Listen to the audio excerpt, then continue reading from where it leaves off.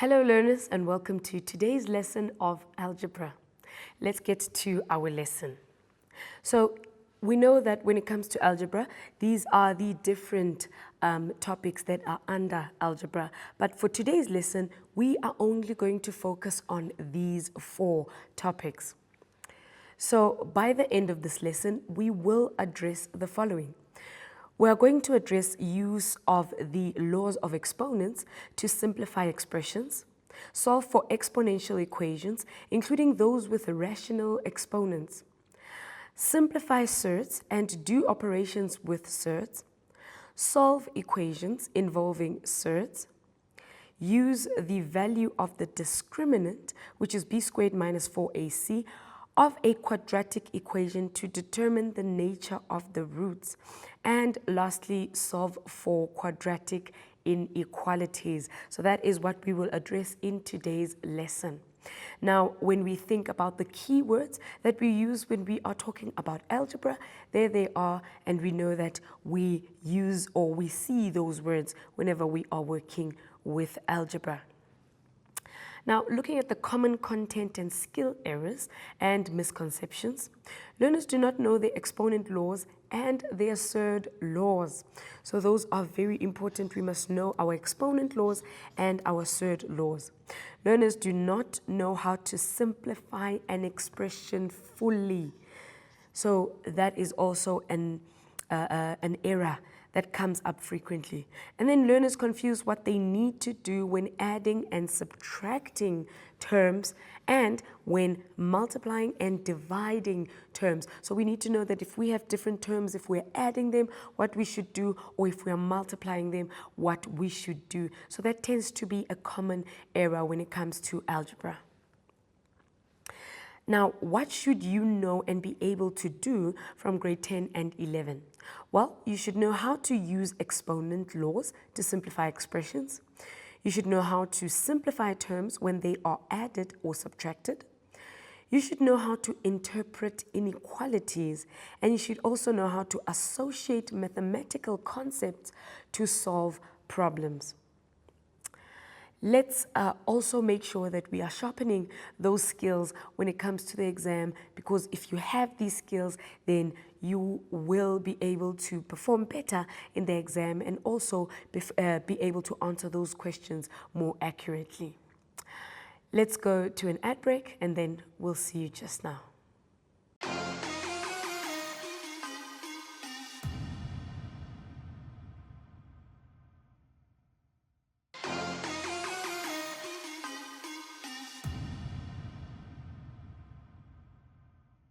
Welcome back from the ad break, and let's continue with our lesson.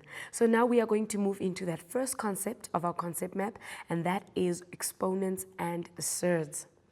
So now looking at the content and skill problems when it comes to exponents and surds, we see that learners cannot apply their exponent laws, and also learners cannot apply their surd laws. Now when it comes to the exams, learners forget the exponent laws. So sometimes you know that you have to apply those exponent laws, but you've forgotten quite how or what how they apply to the situation.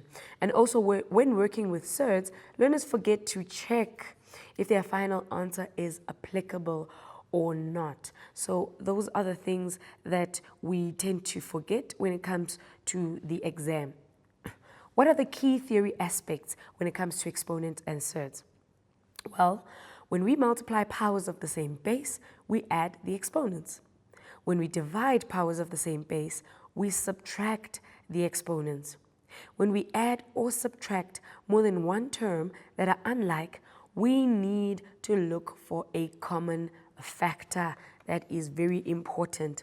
And lastly, when working with an equation that has a surd, you need to check if your answer is applicable or not. Now let's look at an example of what we mean here. So the first example that we've been given here, we are asked to simplify, and we are given here 5 exponent 2n multiplied by 9 exponent 2n minus 3, and this is all divided by 15 exponent 2n multiplied by 3 exponent 2n minus 1. So we can see that we are working with exponents here, which means we need to apply our exponential laws. And the first thing we are going to do is to change our bases to prime bases. So we need to make sure that we are working with prime bases. And so far, the only prime numbers or the prime bases that we have here is that 5 and that 3 over there, which means we need to change the 9 and we need to change the 15. And not forgetting that when we do change these numbers, we need to apply those exponential laws. So there we are. We can see that we've changed the 9 to a 3 squared, or you can say 3 times 3. And the 15 has been changed there to a 3 times 5. After that, we need to apply exponential laws, because we can see that we have a power that is raised to an exponent. So what happens to those exponents?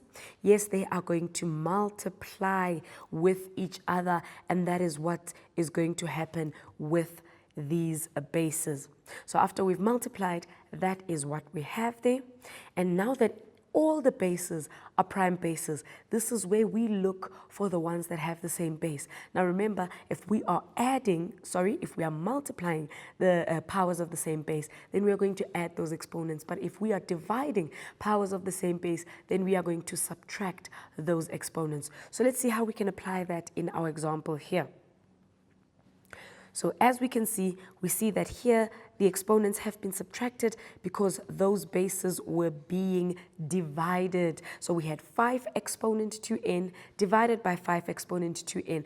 I'm only focusing on those two because they have the same base, and because they were being divided, that means their exponents are being their exponents are being subtracted. And then we are going to multiply that with the other base that we have, and that is the base 3.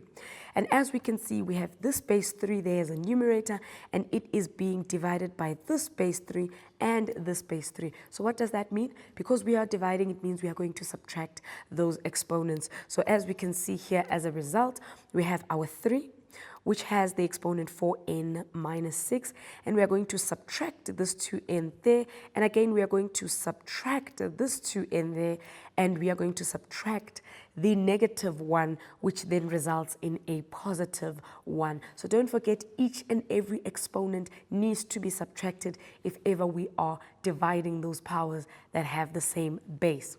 So within the exponents, we are now going to look for those like terms. We are going to add the like terms, and this is the result that we are going to have. Now 2n minus 2n is 0. We multiply that by 3 exponent negative 5.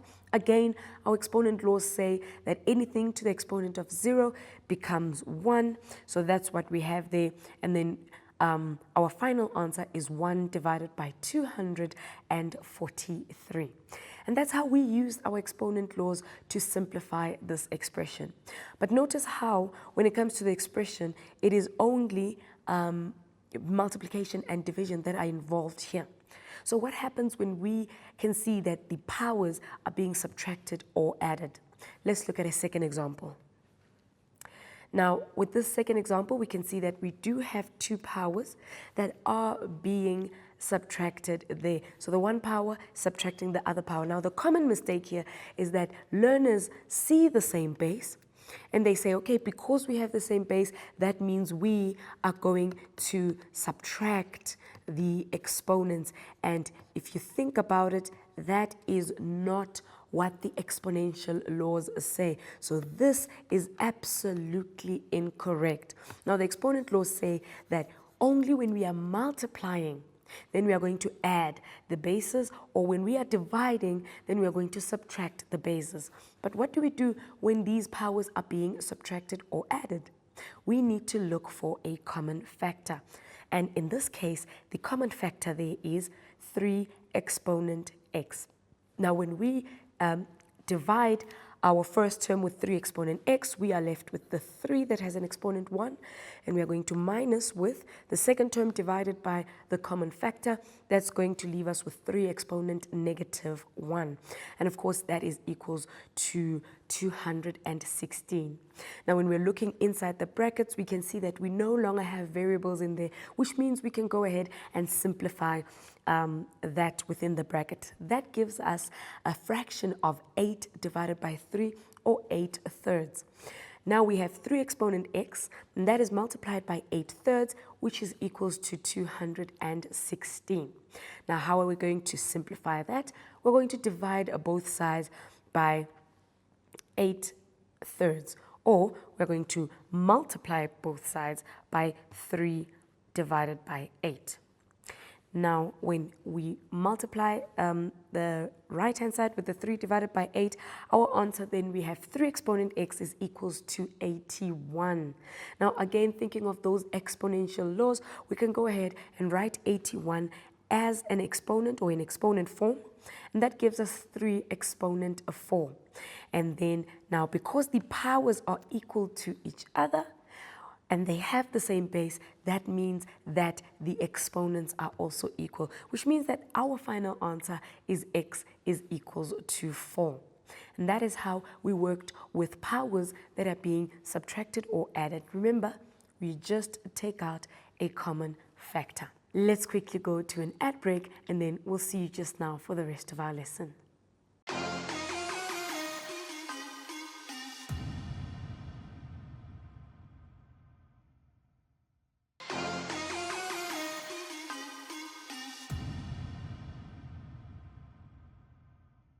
Welcome back from the ad break, and let's continue with our lesson. So now we are going to go on to that second concept in our concept map, and that is equations and inequalities. So let's look at the content and skill problem when it comes to equations and inequalities. Learners do not know how to interpret quadratic equations using inequalities. So you need to practice and know how to interpret these quadratic equations. Then when it comes to the exams, learners forget to write down the final answer of an inequality after representing the inequality graphically. So that makes us lose marks. We need to make sure that we avoid forgetting to write the final answer. Let's look at an example.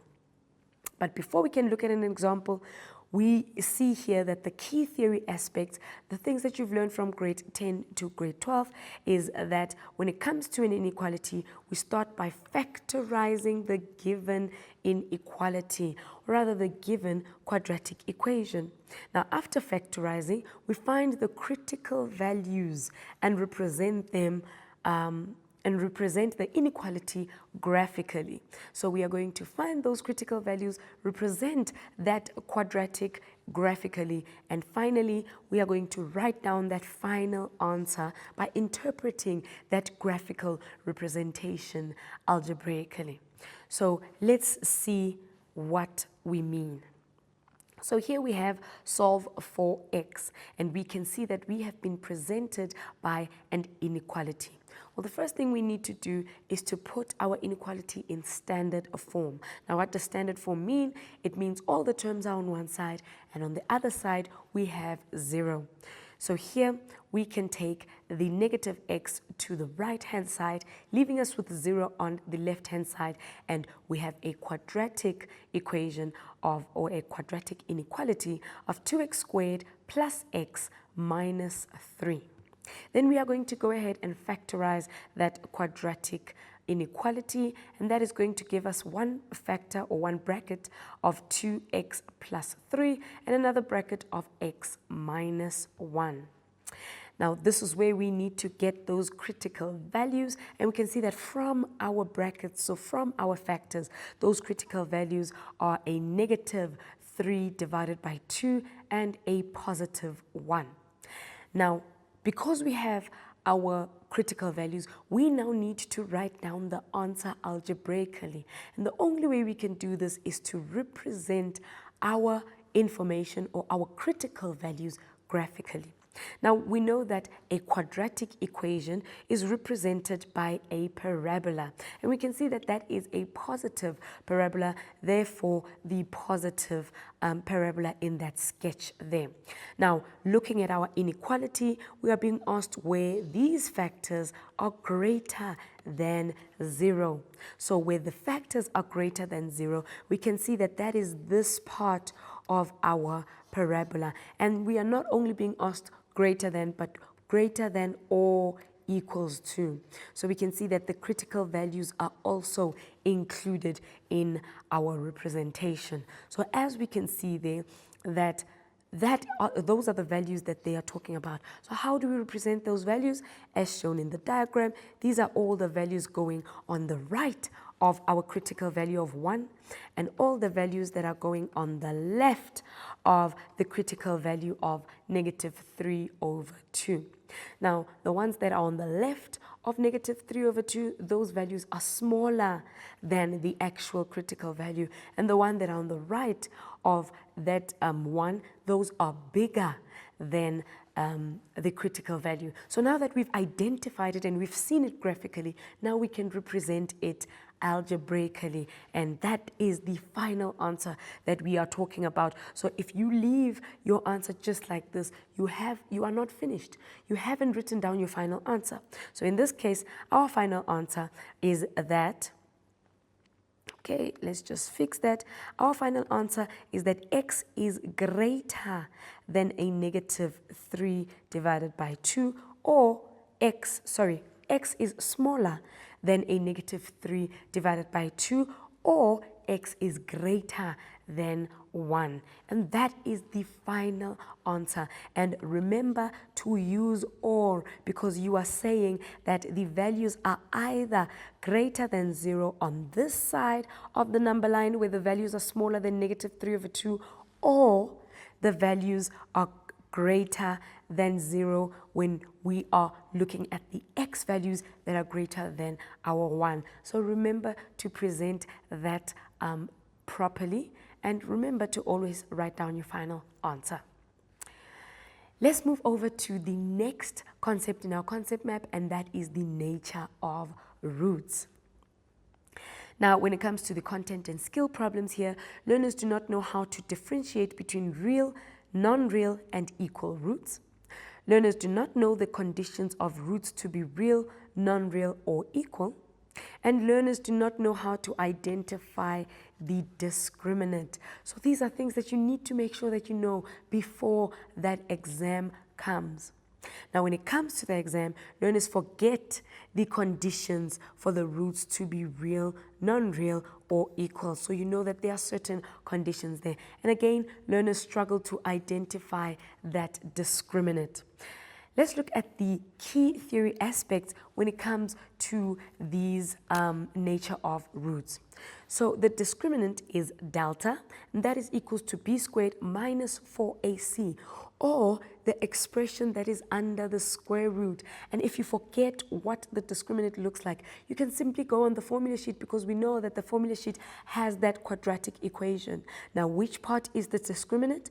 The part that is under the square root, which is the b squared minus 4ac, or whatever is under the square root in that presented equation. So let's not forget the discriminant. Then when roots are equal, the discriminant is equals to 0. When roots are real, the discriminant is greater or equals to 0. And when roots are non-real, the discriminant is smaller than 0. Let's look at an example. So here it says, determine the values of k for which the equation 3x squared plus a k plus 2x plus k is equals to 0.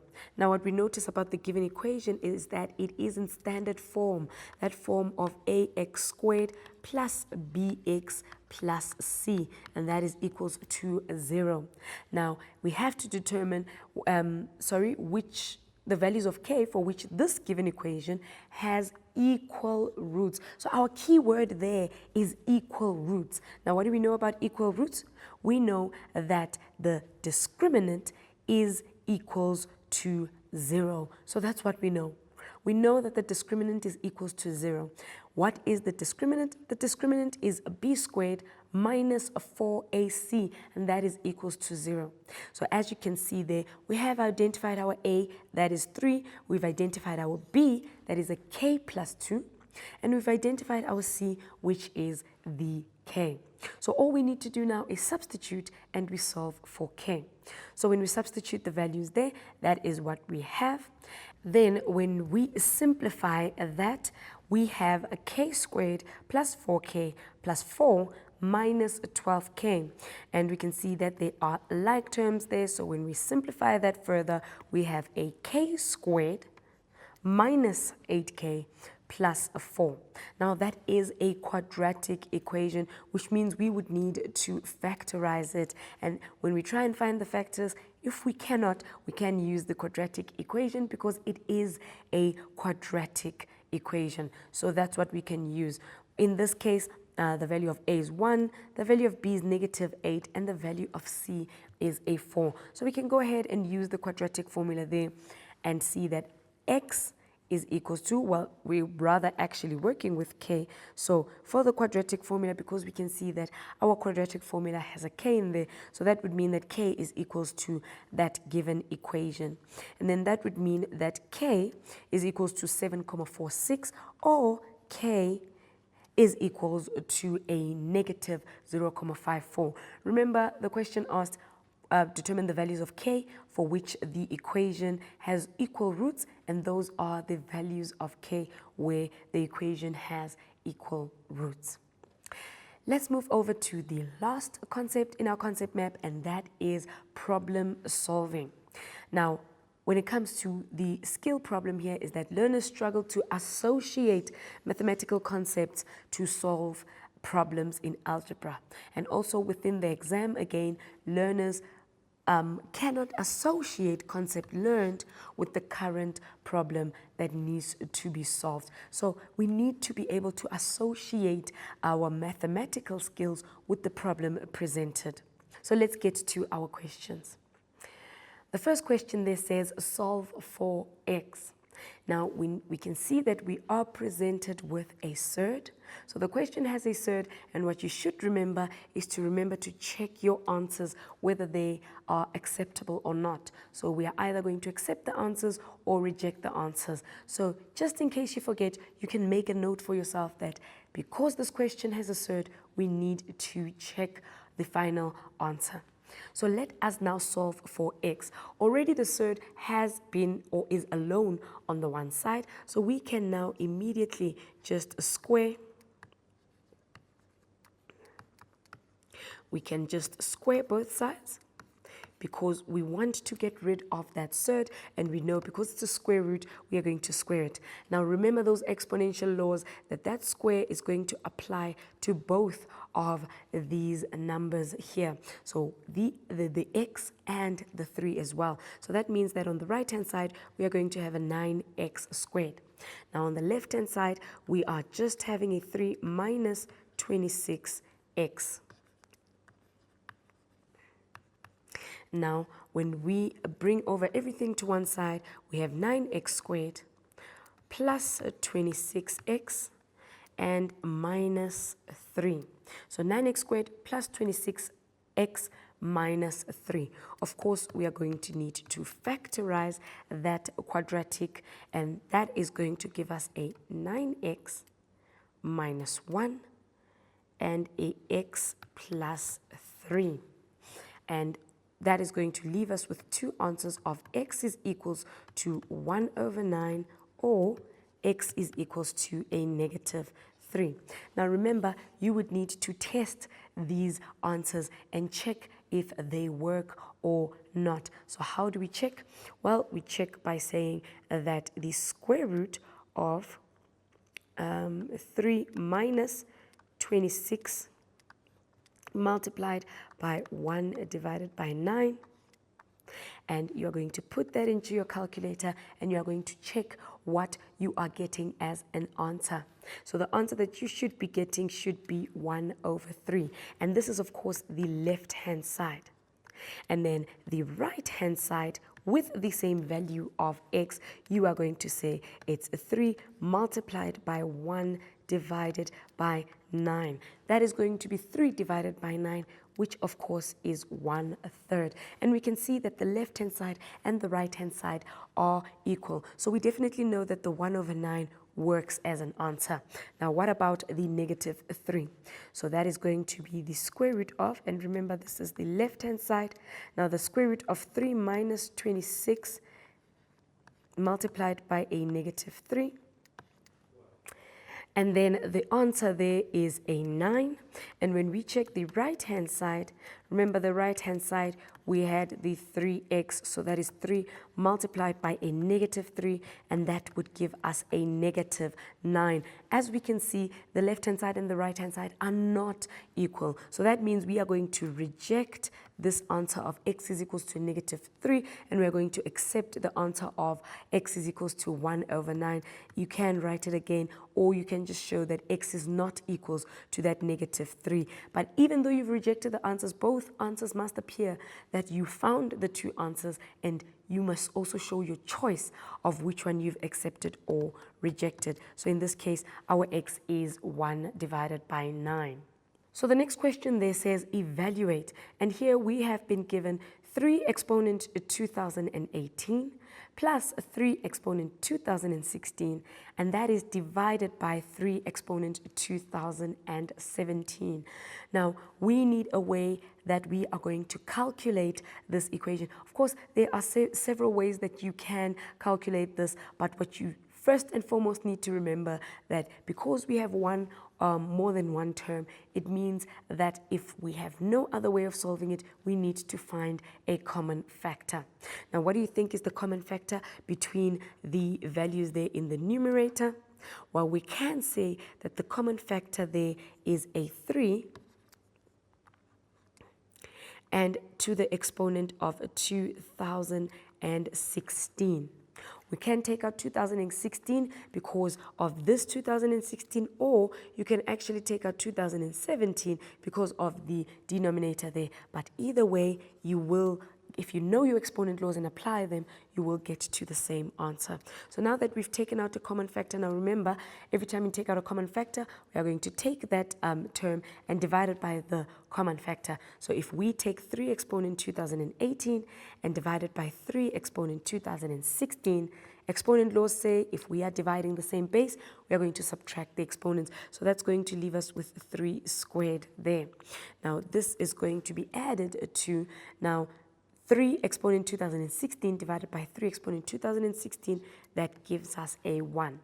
Now when it comes to the denominator, to make sure that we have a relation going there, we can now separate this bottom power to 3 exponent 2016 multiplied by 3 exponent 1. Why? Because we know that when the base is the same, we add the exponents. And if we add 1 to 2016, that will take us back to that 2017. So really, you haven't changed the equation. Then we are going to say 3 exponent 2016 can cancel out with 3 exponent 2016. Then in the bracket there, we do have 10, because 3 squared is 9, plus 1, that's 10, and that will be divided by 3. And that right there will be our final answer. Of course, you can write it as a mixed fraction if you want. We know that 3 goes into 10 3 times, and we are left with 1/3. And that is our answer there. Let's look at the next question. Now, this next question is an expression, and it says there, simplify fully. So now do not confuse this question with the one where we need to check our answer. So here we are not solving for x, but we are simplifying. So we are simply working through this mathematically until we can't simplify any further. So what are we going to do here? Well, first thing we notice there is that we have square numbers in these square roots. So how can we easily solve for that? Well, we know that because these two are multiplied, we can give them each their own square root. So that can easily be the square root of 16 multiplied by the square root of x exponent 7. And of course, this is minus the square root of 25 multiplied by the square root of x exponent 7. And this is all divided by the square root of x, right? The square root of 16 is 4. And that is, we have the square root of x exponent 7. This is minus the square root of 25, which is 5. and that is multiplied by x, the square root of 7. And this is all divided by x, the square root of x. Now here we actually have like terms there in the numerator. We have 4 of the square roots of x exponent 7 minus 5 of the square roots of x exponent 7. And that gives us a negative 1 square root of x exponent 7. And this is divided by the square root of x. Now how would you simplify that question further? Well, of course, we can now use our exponent laws to get rid of these surds. Use our surd laws actually to get rid of those surds. Then we'll use those exponent laws later. Now, how do we get rid of those surds? Well, we know that this is a square root, which means that if I were to get rid of that surd, it would be 7 divided by 2. Now, that 2 comes from the square root. If it was a cube root, we would be dividing by a 3. So that 2 comes from the square root there. Then this is divided by, now we have x there. We know that x has an exponent 1, so that is going to be 1 divided by 2. Again, that 2 comes from the fact that we have removed a square root. And then we have the same base that is being divided there, so we can do that. We know that a negative divided by a positive will leave us with a negative answer. Then now here we have x. And because we are dividing, we are going to subtract those exponents. That's 7 divided by 2 minus 1 divided by 2. That is going to give us a negative x. And 7 divided by 2, or 7 halves, minus 1 half leaves us with 6 halves, which is actually a 3. So our final answer there is going to be a negative x. Let's quickly go to an ad break, and then we'll see you just now.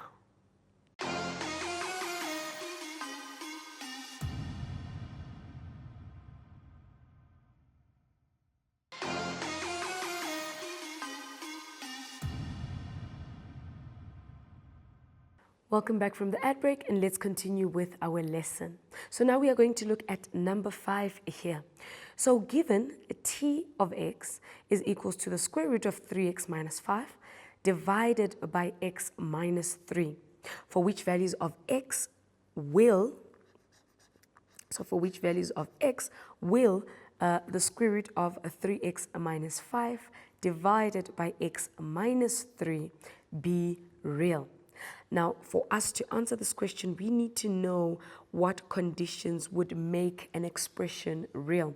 Now, here we are faced with two situations. Well, firstly, we have a square root, and we should know what would make, or what conditions would make a square root to be real. Well, we know that for a square root to be real, then whatever is under the square root must be either equals to 0 or greater than 0. Remember, that goes back to our nature of roots. Because we know that it must be real, we know that whatever is under the square root must be either greater than 0 or equals to 0. So in this case, it would mean that for this expression to be real, that means that 3x minus 5 must be greater or equals to 0. Now, if we solve for x here, we have 3x is greater or equals to a 5, which means that x must be greater or equals to a 5 divided by 3. So that is the first condition here. But like I said, we have two situations here. We have a square root, of which we've already gotten the answer to, but we also have a fraction.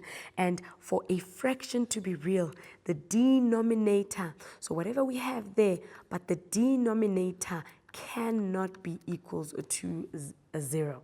And now what would make the denominator equals to 0? Well, if if the denominator is equals to 0, that would make it non-real, which means x is equals to 3. So this would make it non-real. How would it make it real? If we make sure that x is not 3. So the denominator cannot be 0, which means x cannot be 3. So those would be our two answers, that x is greater or equals to 5/3, but x cannot be 3. And that's how we've solved for that.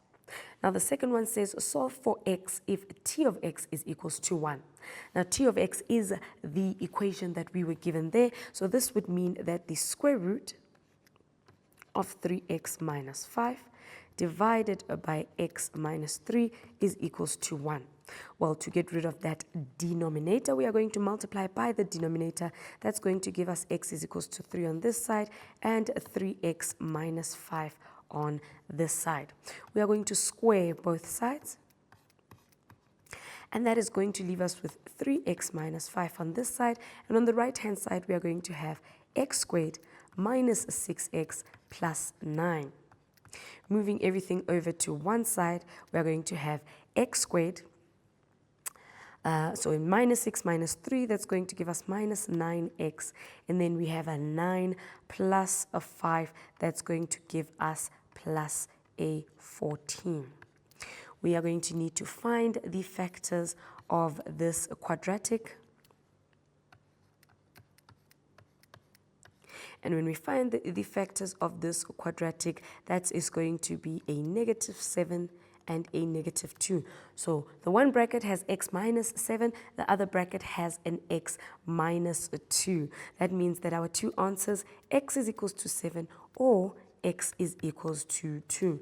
Now remember, we did say that whenever a question has a surd in it or a root, we need to check if the final answer works. So if we now go and substitute 7 into this expression or equation, remember it needs to give us an answer of 1.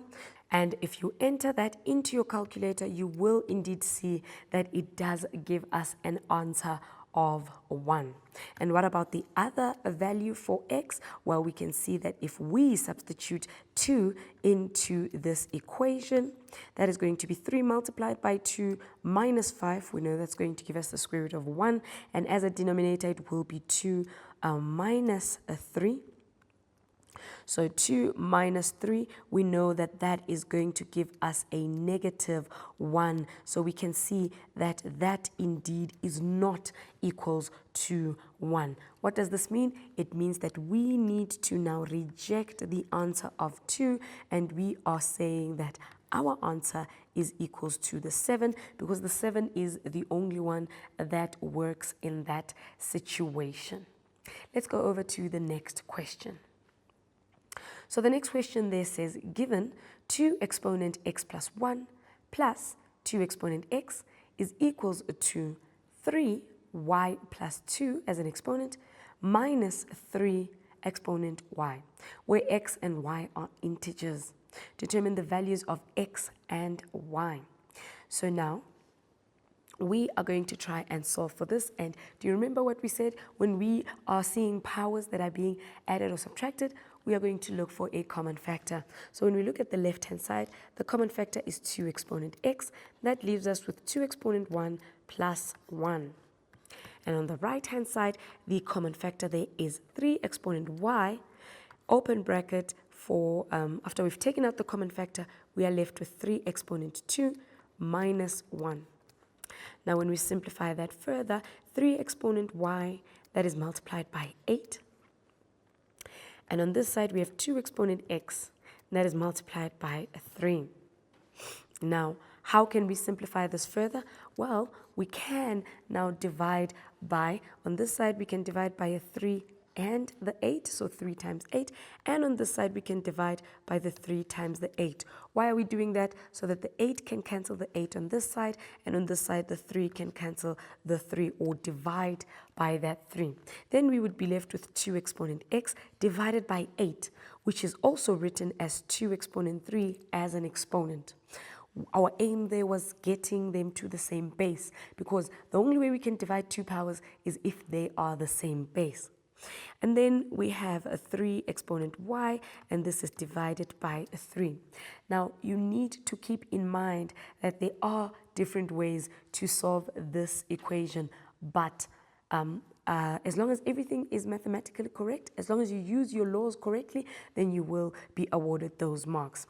So when we are dividing the bases of the same powers of the same base, then we are going to subtract the exponents. right?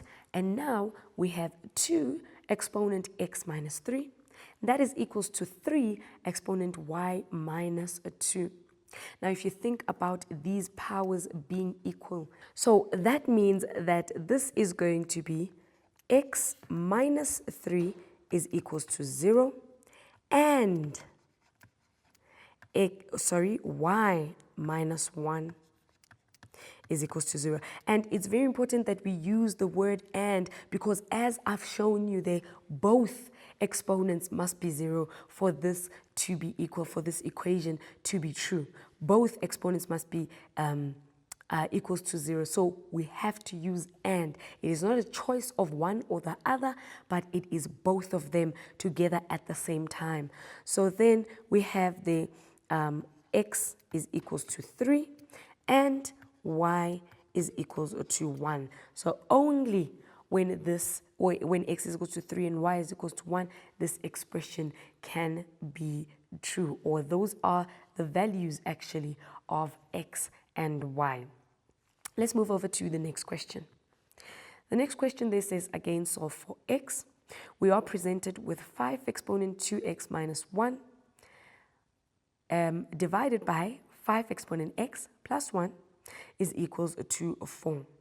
Now, again, when it comes to exponents, there are many ways of solving for an exponent, but an interesting way of solving for it is thinking of a difference of 2 squares.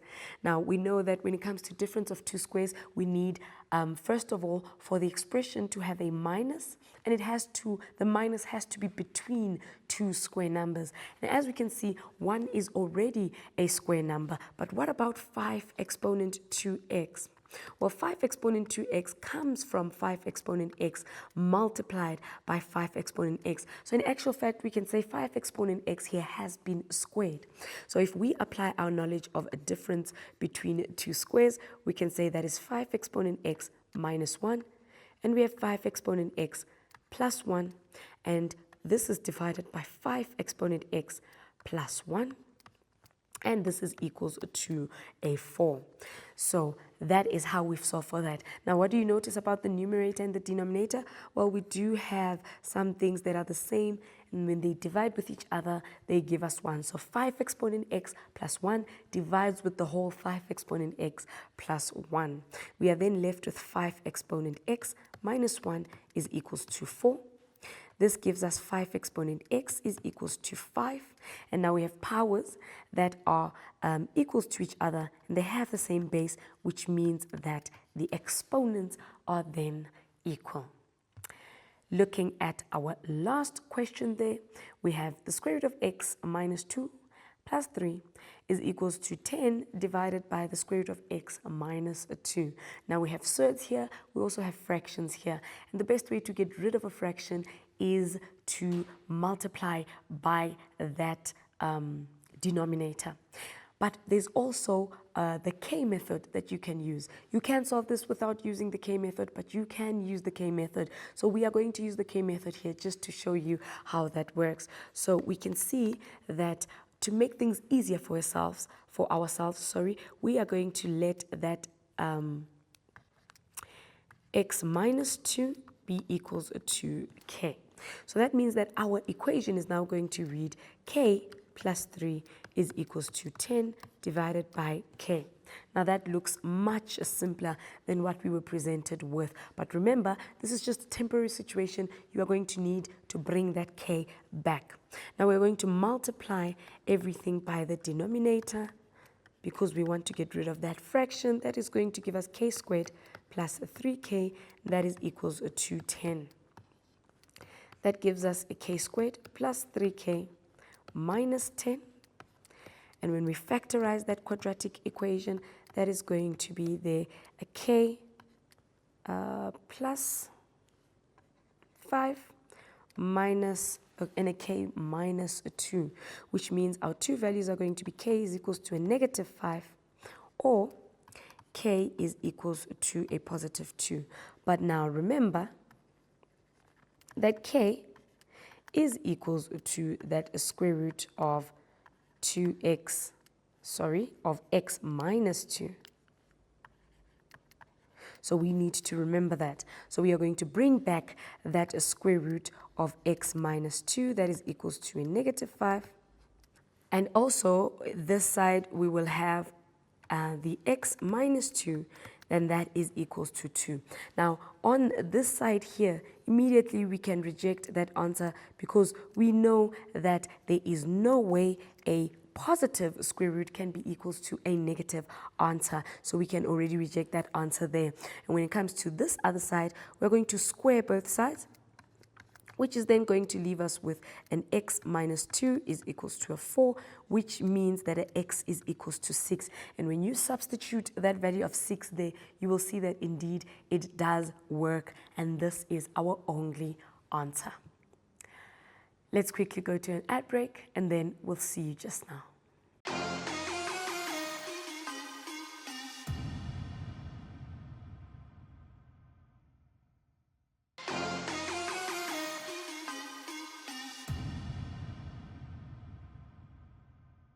Welcome back from the ad break, and let's continue where we are going to wrap up this wonderful lesson that we've had. Now, looking at the concepts that are under the topic of algebra, we have those 5 concepts there, but in this lesson we were just focusing on these 4, which were exponents and surds, equations and inequalities, nature of roots, and also some problem solving. Then we have those terms or keywords that we use when we are working within algebra. Now, taking note of those common errors or misconceptions, so these would be things that you also look out for. Learners do not know their exponent laws and their surd laws. So make sure you know those laws. You will be better equipped to answer those equations or expressions. And there it says learners do not know how to simplify an expression fully. So make sure you understand that when they say simplify fully, what it means, so that you can get all of those marks. And lastly, learners confuse what they need to do when adding and subtracting terms and when multiplying and dividing terms. So just make sure that that does not confuse you. Then looking at those skills that you need to make sure that you sharpen, you need to make sure that you are ready for the exam. Make sure that you are consistently practicing these skills so that you are ready to ace that paper. And lastly, of course, there is no better way of knowing maths than doing mathematics. So you need to practice, practice, practice. Go through those past papers. Make sure that you are familiar with the type of questioning that is used when it comes to exams. Thank you for joining us for this wonderful lesson. We hope to see you next time. Goodbye.